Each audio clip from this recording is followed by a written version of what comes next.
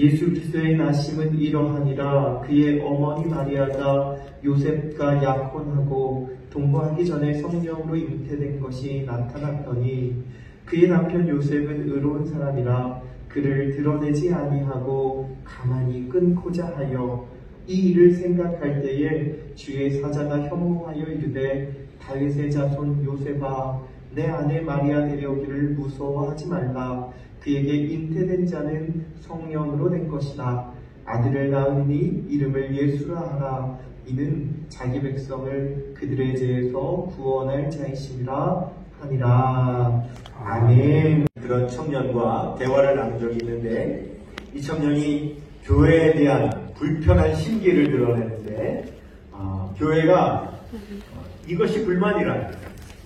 뭐냐면 왜 교회 다니는 사람들을 자기처럼 교회 안 다니는 사람을 세상 사람이라고 부르냐는 거예요. 아니 뭐 교회는 우주에 있나? 교회도 똑같이 지구상에 있으면서 왜 똑같이 지구 안에 살면서 자기들만 따로 구별해서 세상 사람이라고 부르냐고 그 기분 나쁘다는 거예요. 일면 뭐 그럴 수 있다고 생각이 됩니다. 그런데 여러분 꼭 굳이 교회만 교회 안에 있는 사람들과 교회 밖에 있는 사람들을 구별하여서 부르는 것은 아니죠. 여러분 절도 절 밖에 있는 세상을 속세라고 그렇게 부르잖아요. 사실 이렇게 여러분 성과 속을 구별하는 이러한 개념은 이미 고대로부터 있었습니다. 성스럽다, 속되다 라고 이렇게 구분을 했습니다. 문화인류학에서는 성스럽다는 것과 속되다는 것을 이렇게 정의를 해줍니다. 성스럽다라고 구별하는 것은 어떤 신과의 합의를 추구할 때 그때에 성스럽다라고 부르고, 속되다라고 부르는 것은 육체적인 쾌락만을 추구할 때에 속되다라고 그렇게 구분을 한다라고 정의를 해줍니다. 여러분이 기독교에서는 성과 속을 어떻게 구별하느냐? 로마서 8장에 보면 이렇게 말씀을 합니다. 5절에서 6절 같이 읽겠습니다. 육신을 따르는 자는 육신의 일을, 영을 따르는 자는 영의 일을 생각하나니 육신의 생각은 사망이요 영의 생각은 생명과 평안이니라 그랬습니다. 육신을 따르는 삶을 속이라고 표현을 하고 영을 따르는 삶을 성이라 그렇게 구분을 하는 겁니다. 그런데 이 육신을 따르는 삶, 우리가 보통 세상 사람이라고 부르는 사람들은 바로 이렇게 육신의 쾌락만을 추구하며 살아가는 사람, 하나님과의 하나됨, 신의 뜻을 따라가려고 하지 않는 사람, 우리가 이런 사람들을 우리가 세상 사람이라고 부르는데, 바로 여러분 이 세상은 어떻게 되느냐? 성경은 바로 육신의 생각, 즉 육신을 따르는 사람들은 결국은 영원한 죽음, 사망, 지옥에 이르게 된다라고 그렇게 말씀을 하고 있습니다. 제가 오래전에 대학원에서 상담학을 공부를 했는데 신학대학에서 공부를 한 것이 아니라 일반 대학에서 상담학을 공부했기 때문에 학생들 가운데서도 비기독교인, 교수들 가운데서도 비기독교인들이 있었습니다. 근데 한 수업을 듣는데 그 수업 과목을 가리키는 교수님은 비기독교인이었어요. 그 과목의 수업의 제목은, 과목명은 동성애자 상담입니다. 동성애자가 상담하러 오면 어떻게 그를 상담해 줘야 될 것이냐 라고 하는 내용을 가지고 공부하는데, 여러분 일반 상담학, 기독교 상담학이 아니라 일반 상담학에서는 동성애자들을 거의 그냥 그 형편을 다 인정해 줍니다. 즉 동성애를 성적인 그 사람의 취향이라고 그렇게 여기지 않고, 동성애를 하는 사람은 원래 유전자가, 그 사람은 타고난 유전자가 이성을 좋아하는 것이 아니라 동성을 좋아하는 유전자를 타고났기 때문에, 자기가 취향이 그렇기 때문에 동성애를 하는 것이 아니라 그 사람은 그렇게 살 수밖에 없는 그런 유전자를 갖고 있는 사람이라는 거예요. 그래서 일반 상담학에서는 동성애자들을 그냥 다 인정해 줍니다. 근데 그런 식의 수업 내용이 진행이 되다 보니까 앞에 제가 앉아 있는데 그 주제가 무겁죠. 주제가 굉장히 어려운 거죠. 근데 그 교수님이 수업 중에 제가 목사인 걸 알았어요. 그래서 저에게 질문을 합니다. 목사님이셨어요? 목사님 교회에서 하는데 맞습니까? 저한테 그렇게 묻는 거죠. 순간 저에게 갑자기 질문을 해서 제가 당황스럽기도 했지만 그 질문의 뉘앙스가 저를 시험하는 질문이라고 하는 느낌을 받았어요.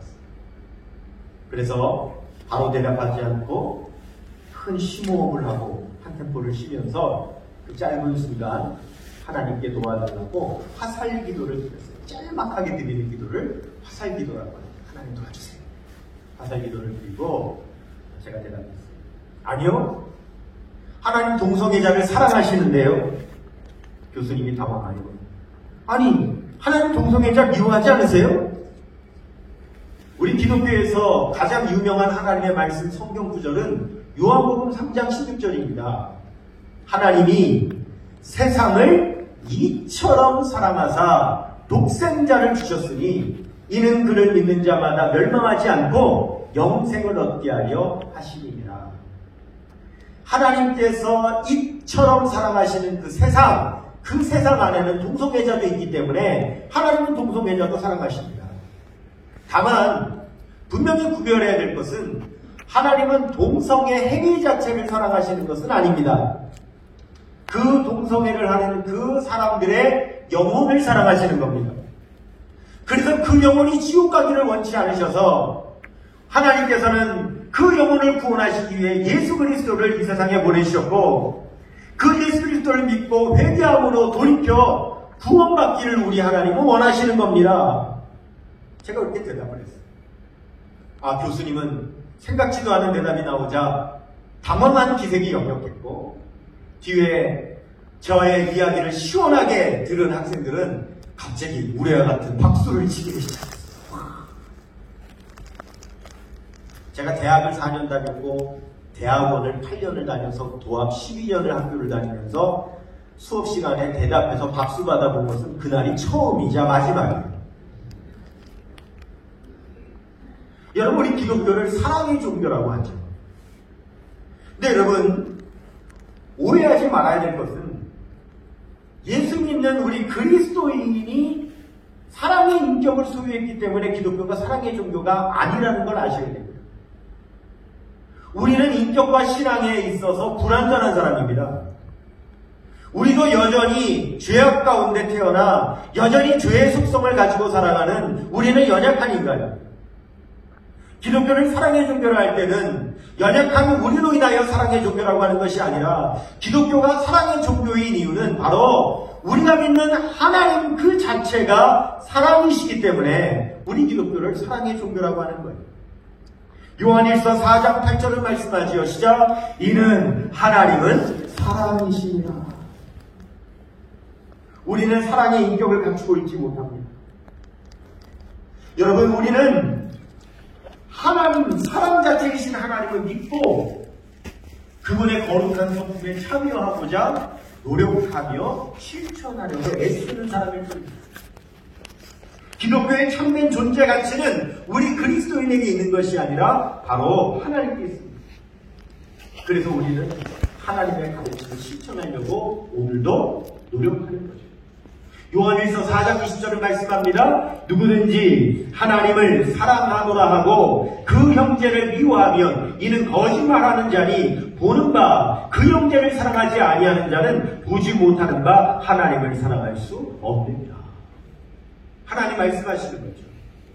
네가 진정 나를 사랑한다고 한다면, 눈에 보이지 않는 나를 사랑한다고 한다면 눈에 보이는 형제를 먼저 사랑해야 될 것이다. 우리는 그 주님의 명령이 있기 때문에, 하나님의 말씀이 있기 때문에 우리는 사랑하려고 노력하는 거죠. 여러분, 하나님의 사랑이, 하나님에게 사랑이 있으시다는 것이 저와 여러분 우리의 사랑을 통해서 표현되는 게 아닙니다. 증명되는 게 아닙니다. 하나님이 사랑의 하나님이라고 하는 것이 우리를 통해 증명되는 게 아니라는 거예요. 왜냐하면 여러분, 우리가 할 수 있는 사랑은 지극히 제한적이에요.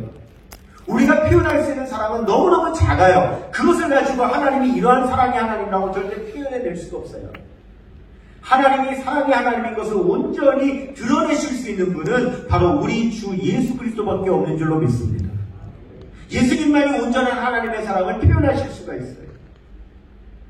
요한일서 4장 9절에서 10절을 말씀합니다. 하나님의 사랑이 우리에게 이렇게 나타난 바 되었으니 하나님이 자기의 독생자를 세상에 보내심은 그로 말미암아 우리를 살리며 하심이라. 사랑은 여기 있으니 우리가 하나님을 사랑한 것이 아니요 하나님이 우리를 사랑하사 우리 죄를 속하기 위하여 화목제물로 그 아들을 보내셨습니다.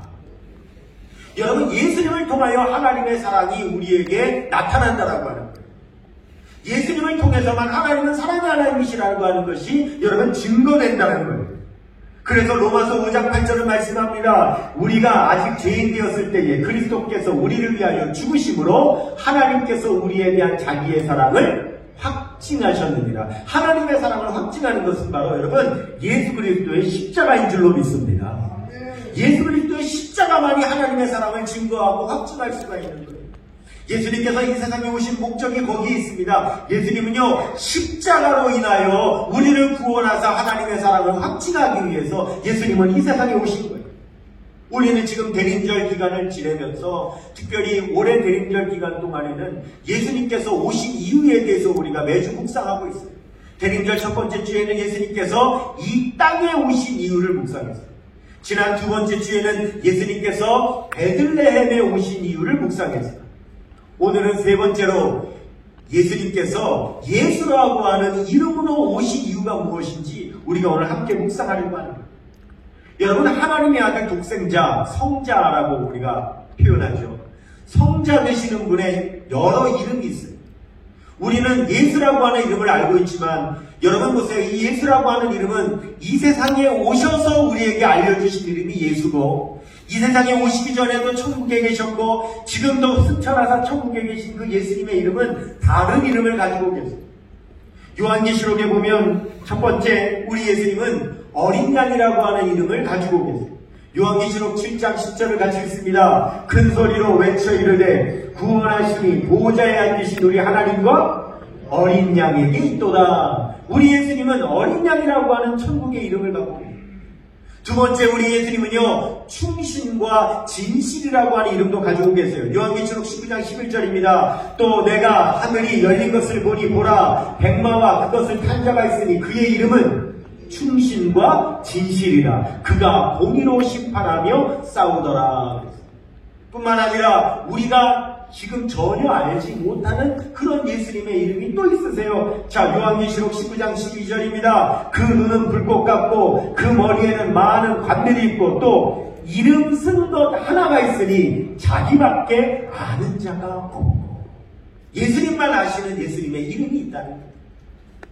그런 예수님의 이름이 여러 이름이 있는데 성자의 이름이 여러 이름이 있으신데 그 가운데 이 땅에 오셨을 때 우리에게 알려주신 이름이 있으니 그 이름이 바로 예수라 하고 하는 이름을 우리에게 알려주셨어요. 마태복음 1장 21절입니다. 아들을 낳으리니 이름을 예수라 하라. 이는 그가 자기 백성을 그의 죄에서 구원할 자이시니라 하니라. 그랬습니다. 예수님은요, 이 세상에 분명한 목적을 가지고 오셨어요. 예수님은 그 목적이 있으시기 때문에 그 목적에서 벗어나게 만드는 일들은 과감하게 버리셨어요.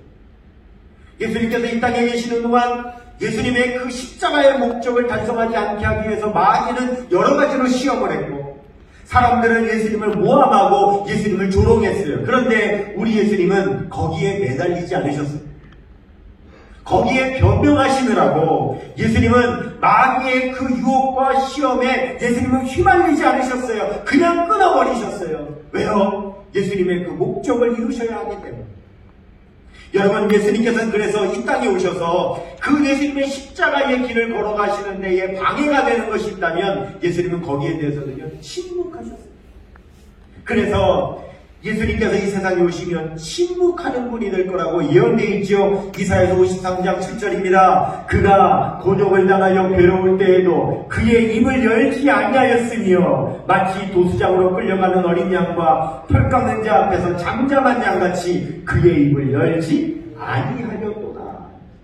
그리고 예수님은 실제로 이 땅에 계시면서 잠잠하셨어요. 누가복음 19장 10절입니다. 예수께서 다시 아무 말씀으로도 대답하지 아니하시니 빌라도가 놀랍게 여기더라. 여러분, 빌라도가 다른 사람들 재판할 때 보면 다 모함이라고, 나는 그런 죄 짓지 않았다고, 억울하다고, 좀 살려달라고 온갖 변명을 다 하는데, 우리 예수님은 하루 잠잠하시니까 빌라도가 놀랍게 여겼다고 그랬어요. 왜 저렇게 잠잠할 수가 있습니까? 왜죠? 예수님은 십자가의 길을 가셔야 됩니다. 예수님이 십자가의 그 목적을 이루는데 방해가 되시는 거라면 예수님은 거기에 신경 쓰지 않으셨어요. 침묵하셨어요. 예수님은 항상 자신이 이 땅에 오신 목적을 잃어버리지 않으셨어요. 누가복음 19장 10절입니다. 인자가 온 것은 잃어버린 자를 찾아 구원하려 함이니라. 미국에 사람을 구원하는 구조대원이 있는데, 그 구조대원이 많은 사람을 구조하면 구조 영웅이라고 하는 칭호를 받습니다. 한 구조대원이 영웅 칭호를 받게 됐어요. 수많은 사람의 생명을 구했어요. 그리고는 그가 영웅의 칭호를 받게 되자 그가 졸업한 그 소방학교에 그가 자랑스럽게 초청되어져서 강연을 하게 됐어요. 강연을 마치고 질문을 받는데 후배인 소방학교 학생 하나가 이렇게 질문하는 거예요. 선배님은 영웅의 칭호를 받게 되셨는데 우리도 혹시 영웅의 칭호를 받으면 특별히 더 받는 대우가 있습니까? 선배님이 영웅 칭호를 받으셔서 더 받으시게 된 혜택이나 대우가 있다면 말씀해 주세요. 그랬을 때 이 구조대원은 고개를 갸우뚱거리며 이렇게 대답했습니다. Nothing. 아무것도 없습니다. 나는 더 나은 대우를 받기 위해서 사람들을 구조한 게 아닙니다. 만일 내가 더 나은 대우를 받기 위해서 했다면 고작 그 얼마 안 되는 대우를 받으려고 내가 내 목숨을 던지겠습니까? 저는 많은 사람을 구조하기를 원했고 그 결과로 영웅의 칭호는 받았습니다. 그러나 저는 목적이 아닌 욕망 때문에 일하는 것이 아닙니다. 후배 여러분, 분명히 기억하십시오. 욕망을 따라가면 목적을 이룰 수 없습니다.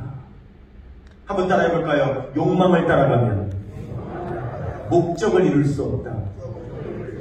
저는 바로 이 말이 우리 예수님께서 이 세상에 오신 그 이유를 잘 설명한다고 생각합니다. 예수님께서 이 세상에 오신 이유는 우리를 구원하고자 하는 목적을 이루시기 위해서 오셨지 예수님의 욕망을 이루기 위해서 오신 분이 아니라는 거예요. 그러므로 우리도 주님을 따라가는 제자라면 우리도 주님의 제자가 되고자 하는, 우리도 구원받고자 하는, 우리도 하나님의 백성이 되어 하나님께 영광을 돌리고자 하는, 여러분 우리도 우리의 삶의 분명한 목적을 따라가는 삶이 되어야 될 줄로 믿습니다. 우리가 세상을 구별하는 이유는 우리는 하나님을 향한 목적이 있지만 그러나 세상의 사람들은 목적으로 사는 사람이 아니라 하나님의 목적으로 사는 사람이 아니라 자기 자신의 육신의 욕망만을 위해서 살아가는 사람이기 때문에 우리는 구별하는 거예요.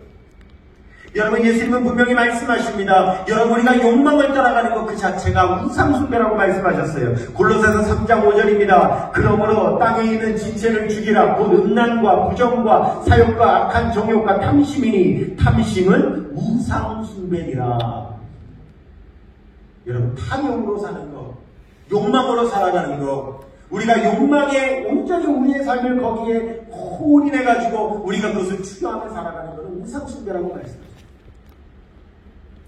예수님의 말씀을 보면 예수님은 우리가 우상 숭배하지 말고 우리가 주님을 따르는 영성을 추구하는 사람이 되라고 말씀을 하시는데 그 중에 제가 깨달은 7가지만 여러분들에게 소개해 보려고 합니다. 첫 번째, 예수님은 풍요의 우상을 버리고 가난의 영성을 추구하라고 하십니다. 한번 따라하겠습니다. 풍요의 우상을 버리고 가난의 영성을 추구하라. 가난의 영성을 추구하라.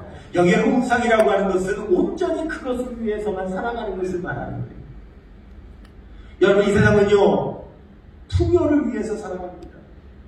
더 넓은 땅을 차지하려고 살고요. 더 넓은 평수의 집에서 살아가려고 하고요.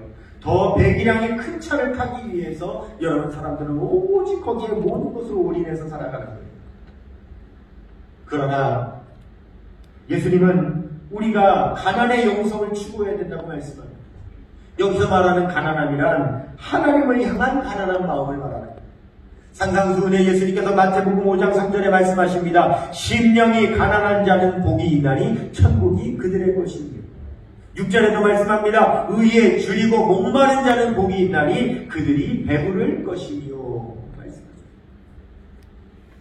여러분, 그리스도인의 가난이라고 하는 것은 세상의 욕망을 갈증하는 어떤 그런 가난함을 말하는 것이 아니라 바로 하나님의 구원과 풍성한 은혜를 갈망하는 그러한 가난함을 말씀하시는 거예요. 우리는 그 영성을 추구해야 된다는 거예요.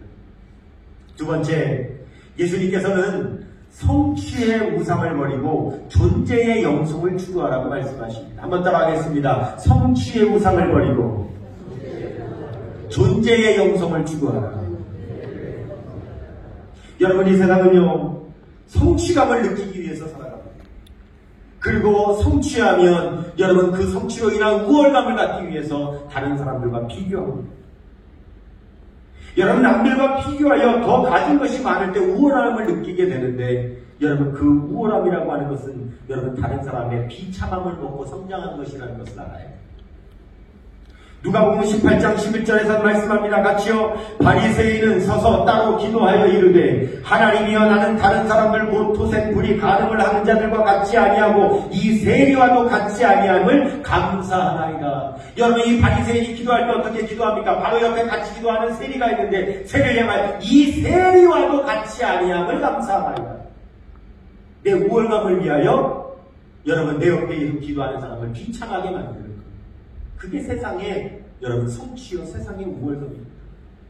예수님은 그런 삶을 살아가는 것이 아니라 바로 존재의 영성을 가지고 살아가라고, 즉 뭐야, 하나님의 자녀라면 하나님의 자녀는 하나님의 자녀인 것 자체만으로 기뻐하며 살아가라고 말씀합니다.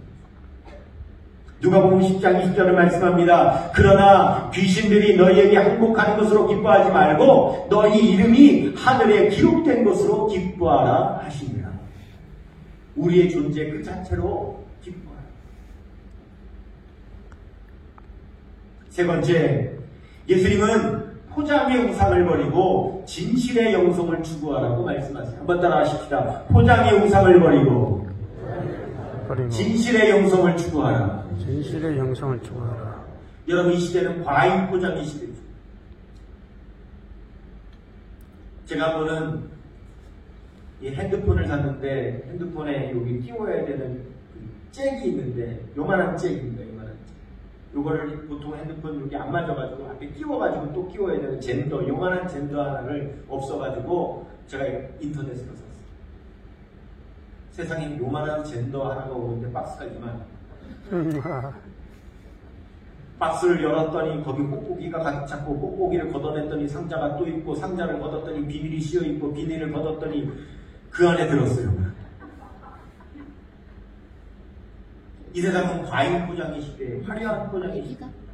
물건이고 사람이고 화려하게 포장을 해요. 여러분, 포장을 많이 하는 이유는 두 가지입니다. 첫 번째, 안에 있는 것을 감추기 위해서 포장하는 게 있습니다. 두 번째는요, 원래 있는 것을 더 과장하기 위해서 포장하는, 감추거나 과장하는. 결국은 둘 다 진실을 감추게 되어 있습니다. 그러나 우리 예수님은 그런 포장의 우상을 버리고 진실의 영성을 추구하라고 말씀합니다. 누가복음 8장 17절입니다. 누가복음 8장 17절. 그 전에, 자, 우리 예수님께서는 포장의 우상을 버리라고 하셨죠. 마태복음 23장 27절 시작. 화했을 진저 외식하는 서기관과 바리새인들이여, 회칠한 무덤 같으니 겉으로는 아름답게 보이나 그 안에는 죽은 사람의 뼈와 모든 더러운 것이 가득하다. 포장의 우상을 버려야 됩니다. 진실의 영성을 추구해야 됩니다. 누가복음 8장 17절입니다. 숨은 것이 장차 드러나지 아니할 것이 없고 감추인 것이 장차 알려지고 나타나지 않을 것이 없느니라. 결국은 하나님 앞에 다 드러나게 되기 때문에 우리들이 여러분 진실하게 진실의 영성을 추구해야 됩니다. 네 번째, 예수님은 절망의 우상을 버리고 희망의 영성을 추구하라고 말씀하십니다. 한번 따라 하십시다. 절망의 우상을 버리고 희망의 영성을 추구하라. 여러분, 이 세상에 절망을 좋아하는 사람이 있을까요? 아무도 없죠. 그런데 희한합니다. 절망을 좋아하는 사람이 아무도 없는데 절망하는 사람들은 엄청나게 많습니다. 우리 예수님은 절망의 우상을 버리고 희망의 영성을 추구하라고 말씀하십니다. 마가복음 9장 23절입니다. 예수께서 이르시되 할 수 있거든이 무슨 말이냐, 믿는 자들에게는 능히 하지 못할 일이 없느니라 하시니. 우리 예수님은 예수 안에서 희망을 가지라고 말씀하십니다. 다섯 번째, 우리 예수님은 단절의 우상을 버리고 교제의 영성을 추구하라고 말씀하십니다. 한번 따라 하십시다. 단절의 우상을 버리고 교제의 영성을 추구하라. 이 시대를 가리켜서 코쿠닝 신드롬이라고 하는 말이 있습니다. 코쿠닝의 시대라는 거예요. 여러분, 코쿠닝이 뭐냐면 누에가 고치 속에 들어가 있는 것을 코쿠닝이라고 합니다. 조개가 그 입을 딱 다물고 그 입을 벌리지 않는 것을 코쿠닝이라고 합니다. 이 시대는요, 혼자 지내려고 합니다. 집 밖으로 나오려고 하지 않습니다. 사람과 교제하려고 하지 않습니다. 혼자 단절되어서 지내려고 합니다. 여러분이 사랑하는 성도들님들, 우리가 주일날 예배 드릴 때 성도님들과의 교제 시간은 정말 짧아요. 단 10초밖에 안 됩니다. 당신은 하나님. 그런데 죄송하게도 어떤 분은 바로 옆에 분이 당신은 하나님의 인사를 하는 대로 꿋꿋하게 절대 옆을 돌아보지 않으시고 이러고 계시고, 내가 직접 다정하게 먼저 다가가지는 못한다 할지라도 옆에 있는 분이 그래도 눈을 맞추고 손을 벌려 인사를 해주면 그래도 받아는 주셔야죠. 그런 것을 코쿠닝 신드롬이라고 하는 거예요. 난 당신하고 관계하고 싶지 않다는 거예요. 인사도 하고 싶지 않다는 거예요. 눈 마주치고 싶지 않다는 거예요. 그러나 그러면 구원받을 수 없습니다. 우리가 우리의 마음을 열고 우리가 그 누의 고치를 찢고 나와서 예수 그리스도에게 가서 예수님과 교제해야 우리는 구원받을 수 있습니다. 우리는 교제의 영성을 추구해야 합니다. 요한계시록 3장 20절을 말씀하지요. 볼지어다 내가 문 밖에 서서 두드리노니 누구든지 내 음성을 듣고 문을 열면 내가 그에게로 들어가 그로 더불어 먹고 그는 나와 더불어 먹으리라. 우리는 교제의 영성을 통하여 우리 예수님께 더욱더 깊이 다가갈 수 있게 되시기를 축원합니다. 여섯 번째, 예수님께서는 시간의 우상을 버리고 초월의 영성을 추구하라고 말씀하십니다. 따라하겠습니다. 시간의 우상을 버리고 초월의 영성을 추구하라. 우리가 가장 많이 쫓기는 건 시간이죠. 우리는 시간에 매여 살아갑니다. 가장 많이 하는 말 바쁘다. 바쁘시지요? 바쁘지 않으세요? 시간 뺏는 것 같아 죄송합니다. 여러분, 그래서 우리가 하나님과 깊은 영적인 관계를 맺을 수 없습니다. 우리 예수님은 시간을 초월하여 우리 하나님과 깊은 영적인 관계를 가지고 있습니다. 마가복음 1장 35절입니다. 새벽 아직도 밝기 전에 예수께서 일어나다가 한적한 곳으로 가서 거기서 기도하시더라. 여러분, 하나님은 시간을 초월하신 분이죠. 하나님은 시간을 지배하시는 분입니다. 근데 보면 우리는 시간에 쫓기니까 하나님은 괜찮다고 하시는데 하나님, 우리가 바쁘대요. 하나님, 제가 바빠서 그러는데 딱 1시간만 예배 들고 갈 겁니다. 12시 땡 됐는데 예배 안 끝나면 제가 먼저 나갈 겁니다. 예수님은 10분만 기도할 겁니다. 바빠서. 하나님은 괜찮다고 하시는데도 우리는 10분 기도하면 우리가 나갑니다. 시간에 쫓겨서는 시간의 우상에 매여 살아갑니다. 일곱 번째, 예수님께서는 정보의 우상을 버리고 진리의 영성을 추구하라고 말씀하십니다. 한번 따라하겠습니다. 정보의 우상을 버리고 진리의 영성을 추구하라. 이 시대는 정보 시대죠. 빅데이터의 시대. 많은 사람들이 데이터를 모아서 현재를 분석하고 데이터를 모아서 미래를 예측합니다. 그러나 그 정보가 어떻습니까? 여러분, 오늘의 신문은 내일의 페이지에 불과합니다. 시시각각으로 변하는 정보 때문에 우리가 남들보다 정보를 먼저 얻으면 그 정보 때문에 이득을 보지만 남보다 조금만 늦게 정보를 얻으면 그것 때문에 손해를 보기 때문에 우리는 정보에 매여서 살아갑니다. 마태복음 16장에서 예수님께서 제자들에게 물으셨어요. 얘들아, 사람들이 나를 누구라 하느냐? 누구는 세례요한, 누구는 엘리야, 누구는 예레미야, 누구는 선지자 중에 한 사람이라고 합니다. 근데 우리 예수님께서 별로 좋은 반응을 보이지 않으셨어요. 왜냐하면 정보잖아요. 사람들이 나를 누구로 하느냐, 예수님에 대한 정보인데 그 정보가 맞는 정보가 하나도 없는 거예요. 예수님께 다시 물으셨어요. 너희는 나를 누구로 하느냐? 그때 시몬 베드로가 대답합니다. 주는 그리스도시요 살아계신 하나님의 아들이십니다. 그 말을 들으시고 예수님께서 이렇게 말씀하시죠. 마태복음 16장 17절입니다. 예수께서 대답하여 이르시되 바요나 시몬아 내가 복이 있도다. 이를 내게 알게 하기는 혈육이 아니요 하늘에 계신 내 아버지시니라. 여러분, 사람이 주는 건 정보입니다. 그러나 하나님께서 주시는 것은 진리입니다. 우리는 정보로 구원받지 않습니다. 우리는 진리로 구원받는 것입니다. 그러므로 우리는 정보의 우상을 버리고 우리는 진리의 영성을 추구하라고 말씀하시는 거죠. 여러분, 베드로와 요한이 성전에 들어가다 성전 미문에 앉은 자를 만났습니다. 그에게 줄 돈이 없었습니다. 은과 금은 내게 없거니와 그랬습니다. 하지만 그에게 있는 것이 있었습니다. 곧 나사렛 예수 그리스도의 이름을 주노니 일어나 걸으라. 그가 예수님의 이름을 받았을 때 그에게 기적이 일어났습니다. 그는 일어나 들고 뛰고 하나님을 찬양했습니다. 여러분, 이 세상에 그 어떤 이름을 주어서 일어나게 할 수 있는 이름이 어디 있습니까? 그 이름을 주어서 기적이 일어나게 할 수 있는 이름이 어디에 있습니까? 여러분, 이름을 주어서 그 영혼을 구원할 수 있는 이름이 어디에 있습니까? 오직 예수 그리스도의 이름밖에 없는 줄로 믿습니다. 우리를 구원하시기 위해서 이 세상에 오신 그 성자에게 주신 그 이름, 예수 그리스도. 사랑하는 성도 여러분, 우리가 그 이름을 알기에 그 이름을 믿고 그 이름을 의지하고 그 이름을 선포하고, 여러분, 이 우상의 시대의 우상을 버리고 우리가 영성을 추구하며 우리가 진리 안에 승리하는 우리 모든 사랑하는 성도님들, 이번 성탄절 다 되시기를 주님의 이름으로 축원합니다. 우리 모두 다 같이 자리에서 일어나셔서 우리 예수님의 이름을 찬양하겠습니다.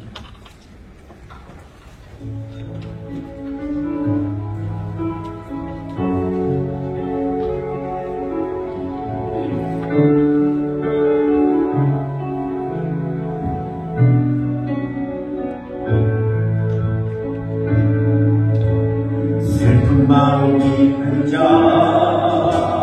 불가영 겪는 자, 누구든지 부르시오. 예수 이름 부르시오. 그 이름을 믿는 자, 그 이름을 부르.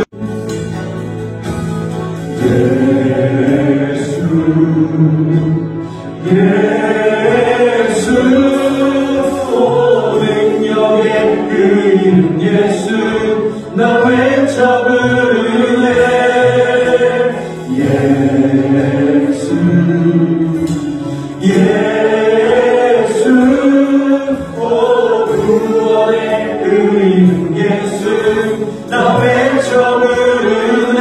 예수 그리스도 내 영혼 은과는 내게 없으나 나 가진 것 너에게 주니 능력의 이름 예수나 그 이름을 부르시오. 그 이름을 믿는 자, 그 이름을 외치는 자, 그가 어떤 사람이든 그는 주의 영광 보리라. 예수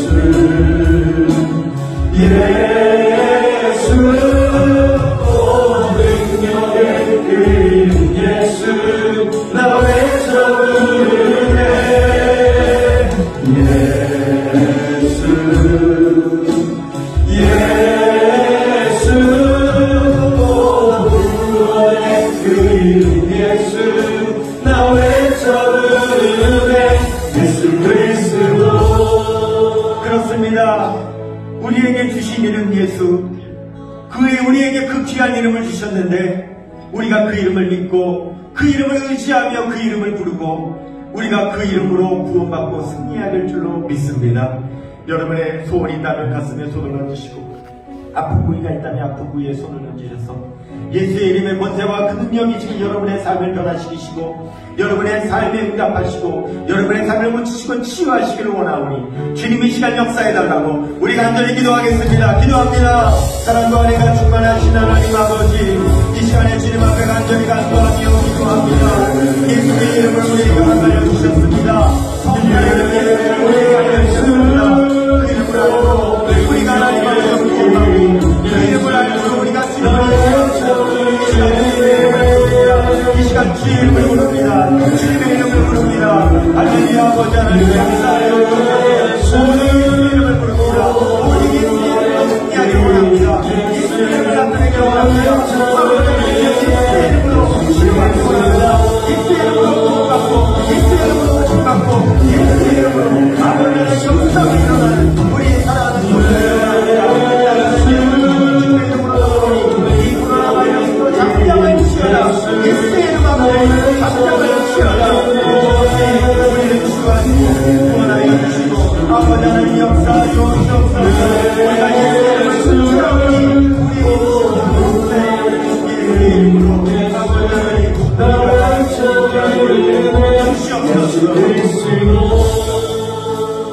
그렇습니다. 주님 2000여 년 이 땅에 오실 때에 예수님의 많은 이름 중에 우리에게 허락하신 성자의 이름 예수, 그 이름을 우리에게 주셨습니다.